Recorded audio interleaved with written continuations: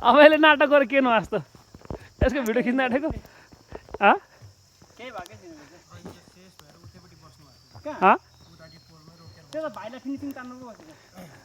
फिनिसिङमा त एक्लै ऊ सँगसँगै कुद्न सक्दैछ होला नि त्यही त यसले त्यसरी त हान त नि अनि रेकर्ड छ नि भिडियोमा तर यसले पनि छोड्न चाहिँ खोजेको तर कुद्यो किन नाट्नु के भइस् रे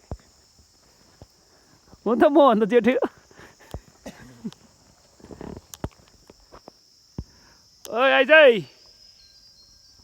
कस्तो थर्केको है साह्रो परिस् किन त्यो त अब सुरु प्र्याक्टिस त्यही गर्नुपर्छ त्यही भएर साह्रो परेर त